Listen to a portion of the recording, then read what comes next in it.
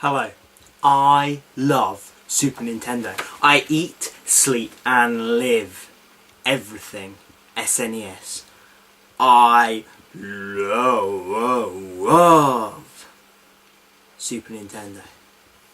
Now, with the 4th of July looming, it seemed only fair to do some kind of American tribute for this Independence Day holiday. And so what I've decided to do is review a Super Nintendo game that was only ever released in North America. No European release for this puppy. Oh no. When it comes to American exclusives, there are some fairly impressive titles that the rest of us missed out on. Earthbound and Gradius 3 were never released in Europe, not to mention the epic Super Mario RPG that is especially sought after over here, as so many were packaged with a lockout chip that stopped them from working even with an adapter. However, in all honesty, North America exclusives are not amazing titles. Granted, the majority of them are just sports simulations that they never bother to release in Europe. And let's be honest, Americans and Europeans don't tend to agree on what makes a good sport. That said, the game we're reviewing today is not big, it's not brash, it's not going to knock anybody's socks off. It's just a game that was released in North America that never made a release over here. The game we are looking at today for our Independence Day special is Wheel of Fortune. Okay, now before we go any further, let's just discuss how this works. As you can see, North American titles look very different from our European titles. They're bigger, they're blockier, and obviously they don't actually fit into the console. Not going to work, is it? So, what we need is special adapters. Some of them look like that, like one of our European games. Some of them not quite as attractive. Okay?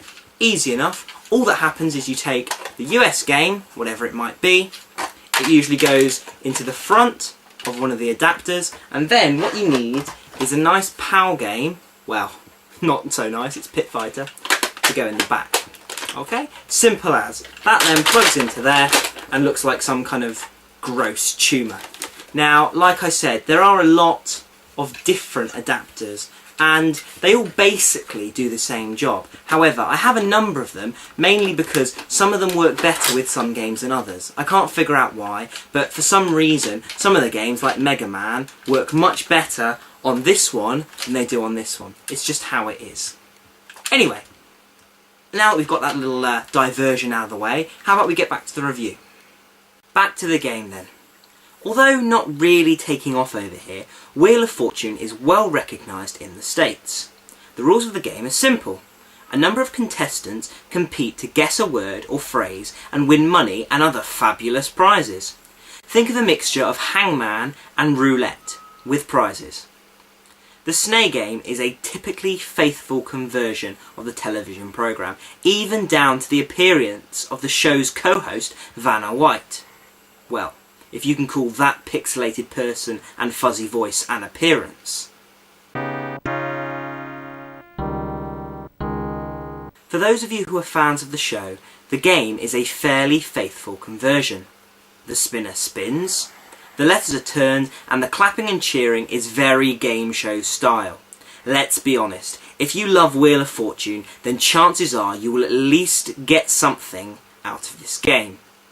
It's just the rest of us that are left out.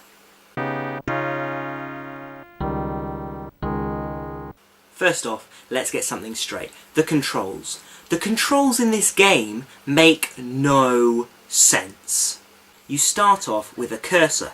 Okay, no problem. Move the cursor, press on one player. Wait, why is 2-player flashing? Anyway, yes, I want one computer player. Why is 2 flashing again? So, I carry on and start the game and soon realise that the game thinks I've asked for 2 computer players to play against each other. What? No, I definitely clicked on me playing. Ah, right. Reset, start again. So finally, after a few tries, it occurs to me what's going on. the positions of the numbers on the screen correspond to the buttons on my controller. So where I'm pressing B, because every game lets you select things with B, in fact, because the number 1 player is over here on the screen, I have to press the Y button. So the cursor makes no sense. It has no relevance whatsoever. I can move it around, great, but it doesn't matter what I click on with the cursor, it's what I click on here that actually matters. Now, okay, maybe it was obvious, however, it wasn't. If they had coloured each of the numbers with the same colour as the buttons on my controller, then it might have given me an inkling. These buttons are different colours for a reason. Why not make the numbers the same colour as these buttons, and then it might occur to me. As it is, I got it only by complete random guessing after a few attempts. So why is it so complicated just to start the game? So anyway, back I go. This time I select 1 player because there is only 1 of me. It asks me if I want to play against the computer, so I press yes, I'd like to play against 1 computer character. Wait, why is the computer putting in a name for me? Yep, that's right, wrong again. If I want to play me against the computer, I don't select 1 player, I select 2 player. What? That doesn't make any sense. That goes against the first, most fundamental rule of the video game franchise. Every single time I play as a loner on any video game, I select 1 player, because there is 1 player.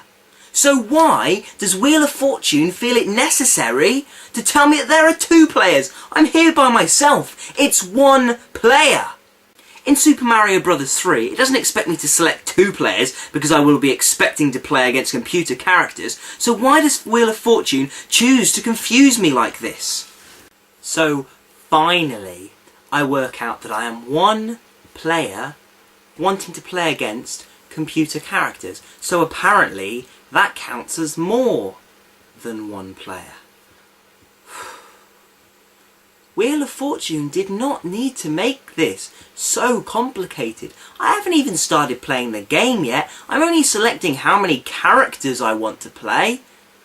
God, does it really need to be this complicated to say I am 1 person wanting to play against generated computer characters? Work it out for me. It didn't need to be this difficult. Luckily, the rest of the game runs a lot more smoothly, and I didn't find myself confused again. But nevertheless, this still ruined the game right from the start for me, just completely confusing this whole garbled experience. The sounds. Well, the sounds in Wheel of Fortune are basically non-existent.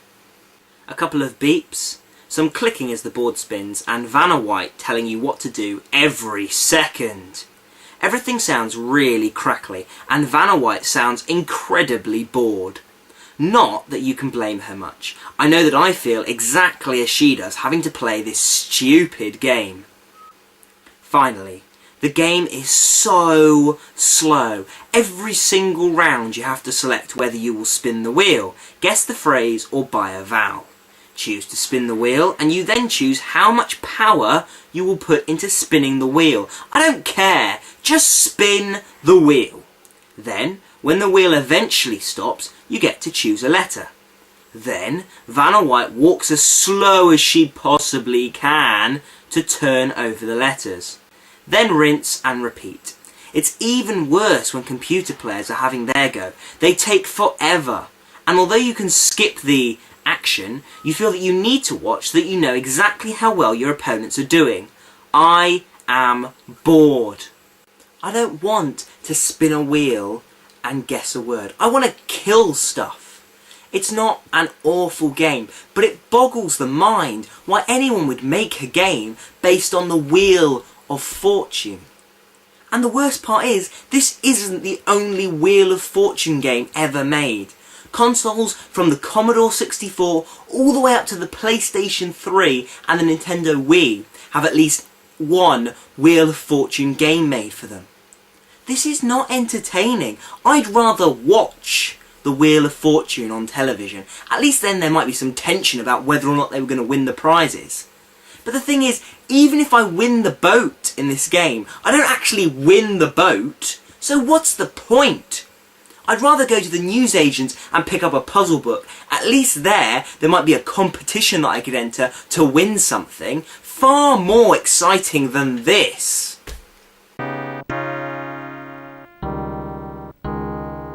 At the end of the day, Wheel of Fortune is exactly what it says on the tin. It's Wheel of Fortune. There's no innovation, the gameplay is basically non-existent, and everything is just really meh. However, what were we expecting from a game based on the Wheel of Fortune television programme? It's pretty spot on compared to the television programme. I mean, if you love Wheel of Fortune on TV, and I mean really love Wheel of Fortune on TV, then there's probably something here for you. However, for the rest of us, it just doesn't make a particularly good game. I would get more entertainment out of buying a puzzle book, and chances are it would probably last me longer than this game does. It's not an awful game, it just doesn't make any sense why you would make something like the Wheel of Fortune into a video game. However, at the end of the day, it is the Wheel of Fortune. So we weren't expecting an awful lot, and as it hasn't delivered an awful lot, we actually don't feel that much put down. At the end of the day, you can't expect much from a game based on the Wheel of Fortune. As it is, it delivers exactly what you expect, which is very little. So in that case, Wheel of Fortune can actually be forgiven as being not too bad a game. 40% for Wheel of Fortune.